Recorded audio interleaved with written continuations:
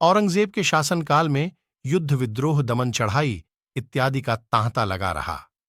पश्चिम में सिखों की संख्या और शक्ति में बढ़ोत्तरी हो रही थी। दक्षिण में बीजापुर और गोलकुंडा को अंततः उन्होंने पराजित कर दिया, पर इस बीच छत्रपति शिवाजी महाराज की मराठा सेना ने उनकी नाक में दम कर दिया। शिवाजी महाराज को औरंगजेब ने गिरफ्तार कर तो लिया, पर शिवाजी महाराज और पुत्र संभाजी महाराज के भाग निकलने पर उनके लिए बहुत चिंता का कारण बन गए। शिवाजी महाराज की मृत्यु के बाद भी मराठे औरंगजेब को युद्ध के लिए ललकारते रहे। औरंगजेब की विवादास्पद प्रतिष्ठा के प्राथमिक कारणों में से एक हिंदुओं के खिलाफ उनकी धार्मिक नीतियों से उपजा है, क्योंकि उन्होंने भेदभावपूर्ण जजिया कर वापस लाया था, जो हिंदू निवासियों को चुकाना पड़ता था। औरंगजेब इस्लाम की सख्त और रूढ़िवादी व्याख्या के लिए जाना जाता था। उसने शरिया कानून लागू करने और पूरे साम्राज्य में इस्लामी प्रथाओं को फिर से लागू करने की मांग की। इसके कारण हिंदू मंदिरों का विध्वंस, गैर मुस्लिमों पर भेदभावपूर्ण कर लगाना और धार्मिक अल्पसंख्यकों का उत्पीड़न हुआ। औरंगजेब के प्रशासन में दूसरे मुगल शहंशाहों से ज्यादा हिंदू नियुक्त थे, चूंकि यह हिंदू राजाओं की संख्या सहित संख्या और भूमि क्षेत्र के मामले में पिछले प्रशासन की तुलना में बहुत बड़ा था। मुगल इतिहास के बारे में यह एक सर्वमान्य तथ्य है कि दूसरे शहंशाहों की तुलना में औरंगजेब के शासनकाल में सबसे ज्यादा हिंदू प्रशासन का हिस्सा थे। ऐतिहासिक तथ्य बताते हैं कि औरंगजेब के पिता शाहजहां के शासनकाल में सेना के विभिन्न पदों, दरबार के दूसरे अहम पदों और विभिन्न भौगोलिक प्रशासनिक इकाइयों में हिंदुओं की तादाद 24% थी, जो औरंगजेब के समय में 33% तक हो गई थी। एम अथर अली के शब्दों में कहें तो यह तथ्य इस धारणा के विरोध में सबसे तगड़ा सबूत है कि शहंशाह हिंदू मनसबदारों के साथ पक्षपात करते थे। औरंगजेब की सेना में वरिष्ठ पदों पर बड़ी संख्या में कई राजपूत नियुक्त थे। मराठों और सिखों के खिलाफ औरंगजेब के हमले को धार्मिक चश्मे से देखा जाता है, लेकिन यह निष्कर्ष निकालते वक्त इस बात की उपेक्षा कर दी जाती है कि तब युद्ध क्षेत्र में मुगल सेना की कमान अक्सर राजपूत सेनापति के हाथ में होती थी। इतिहासकार यदुनाथ सरकार लिखते हैं कि एक समय एक छोटी और अस्थायी अवधि के लिए खुद छत्रपति शिवाजी भी औरंगजेब की सेना में मनसबदार थे। औरंगजेब ही नहीं, सभी मध्यकालीन भारत के तमाम मुसलमान बादशाहों के बारे में एक बात यह भी कही जाती है कि उनमें से कोई भारतीय नहीं था। मुगल काल में ब्रजभाषा और उसके साहित्य को हमेशा संरक्षण मिला था, और यह परंपरा औरंगजेब के शासन में भी जारी रही। कोलंबिया यूनिवर्सिटी से जुड़ी इतिहासकार एलिसन बुश बताती हैं कि औरंगजेब के दरबार में ब्रज को प्रोत्साहन देने वाला माहौल था। शहंशाह के बेटे आजम शाह की ब्रज कविता में खासी दिलचस्पी थी। ब्रज साहित्य के कुछ बड़े नामों जैसे महाकवि देव को उन्होंने संरक्षण दिया था। इसी भाषा के एक और बड़े कविवृंद तो औरंगजेब के प्रशासन में भी नियुक्त थे। मुगल काल में दरबार की आधिकारिक लेखन भाषा फारसी थी, लेकिन औरंगजेब का शासन आने से पहले ही शासक से लेकर दरबारियों तक के बीच प्रचलित भाषा हिंदी उर्दू हो चुकी थी। इसे औरंगजेब के उस पत्र से भी समझा जा सकता है जो उन्होंने अपने 47 वर्षीय बेटे आजम शाह को लिखा था। शासक ने अपने बेटे को एक किला भेंट किया था और इस अवसर पर नगाड़े बजवाने का आदेश दिया। आजम शाह को लिखे पत्र में औरंगजेब ने लिखा है कि जब वे एक बच्चे थे तो उन्हें नगाड़ों की आवाज बहुत पसंद थी और वे अक्सर कहते थे, बाबा जी ढन ढन। इस उदाहरण से यह बात कही जा सकती है कि औरंगजेब का बेटा तत्कालीन प्रचलित हिंदी में ही अपने पिता से बातचीत करता था। सम्राट औरंगजेब ने इस्लाम धर्म के महत्व को स्वीकारते हुए कुरान को अपने शासन का आधार बनाया।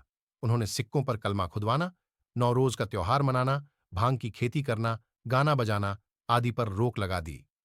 1633 में सती प्रथा पर प्रतिबंध लगाया, तीर्थ कर पुनः लगाया। अपने शासनकाल के 11 वर्ष में जुरोखा दर्शन, 12वें वर्ष में तुलादान प्रथा पर प्रतिबंध लगा दिया। 1668 में हिंदू त्योहारों पर प्रतिबंध लगा दिया। 1699 में उन्होंने हिंदू मंदिरों को तोड़ने का आदेश दिया। बड़े बड़े नगरों में औरंगजेब द्वारा मुहतसिब, सार्वजनिक सदाचार निरीक्षक, को नियुक्त किया गया। 1659 में औरंगजेब ने बनारस के विश्वनाथ मंदिर एवं मथुरा के केशवराय मदिन्र को तुड़वा दिया। उन्होंने शरीयत के विरुद्ध लिए जाने वाले लगभग 80 करों को समाप्त करवा दिया। इन्हीं में अबवाब नाम से जाना जाने वाला रायदारी, परिवहन कर और पांडारी, चुंगी कर नामक स्थानीय कर भी शामिल थे। औरंगजेब के समय में ब्रज में आने वाले तीर्थयात्रियों पर भारी कर लगाया गया, जिजिया कर फिर से लगाया गया और हिंदुओं को मुसलमान बनाया गया। उस समय के कवियों की रचनाओं में औरंगजेब के अत्याचारों का उल्लेख है। औरंगजेब द्वारा लगाया गया जिजिया कर उस समय के हिसाब से था। अकबर ने जिजिया कर को हटा दिया था, लेकिन औरंगजेब के समय यह दोबारा लागू किया गया। जिजिया सामान्य करों से अलग था, जो गैर मुसलमानों को चुकाना पड़ता था। इसके 3 स्तर थे और इसका निर्धारण संबंधित व्यक्ति की आमदनी से होता था। इस कर के कुछ अपवाद भी थे। गरीबों, बेरोजगारों और शारीरिक रूप से अशक्त लोग इसके दायरे में नहीं आते थे। इनके अलावा हिंदुओं की वर्ण व्यवस्था में सबसे ऊपर आने वाले ब्राह्मण और सरकारी अधिकारी भी इससे बाहर थे। मुसलमानों के ऊपर लगने वाला ऐसा ही धार्मिक कर ज़कात था जो हर अमीर मुसलमान के लिए देना जरूरी था। आधुनिक मूल्यों के मानदंडों पर जिजिया निश्चित रूप से एक पक्षपाती कर व्यवस्था थी। आधुनिक राष्ट्र धर्म और जाति के आधार पर इस तरह का भेद नहीं कर सकते। इसीलिए जब हम 17वीं शताब्दी की व्यवस्था को आधुनिक राष्ट्रों के पैमाने पर इसे देखते हैं तो यह बहुत अराजक व्यवस्था लग सकती है, लेकिन औरंगजेब के समय ऐसा नहीं था। उस दौर में इसके दूसरे उदाहरण भी मिलते हैं, जैसे मराठों ने दक्षिण के एक बड़े हिस्से से मुगलों को बेदखल कर दिया था। उनकी कर व्यवस्था भी तकरीबन इसी स्तर की पक्षपाती थी। वे मुसलमानों से ज़कात वसूलते थे और हिंदू आबादी इस तरह की किसी भी कर व्यवस्था से बाहर थी। बख्तावर खान ने लिखा है कि शहंशाह को संगीत विशारदों जैसा ज्ञान था। मुगल विद्वान फकीरुल्लाह ने राग दर्पण नाम के दस्तावेज में औरंगजेब के पसंदीदा गायकों और वादकों के नाम दर्ज किए हैं।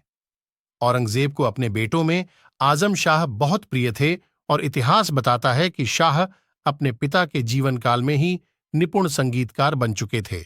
औरंगजेब के शासनकाल में संगीत के फलने फूलने की बात करते हुए कैथरीन लिखती हैं, 500 साल के पूरे मुगल काल की तुलना में औरंगजेब के समय फारसी में संगीत पर सबसे ज्यादा टीका लिखी गईं।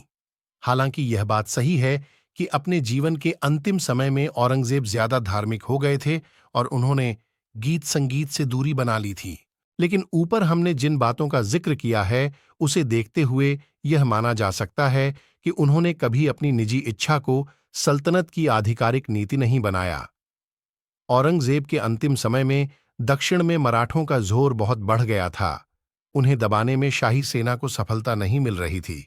इसलिए सन 1643 में औरंगजेब स्वयं सेना लेकर दक्षिण गए।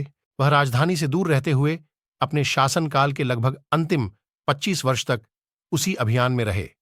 50 वर्ष तक शासन करने के बाद उनकी मृत्यु दक्षिण के अहमदनगर में 3 मार्च सन 1707 में हो गई।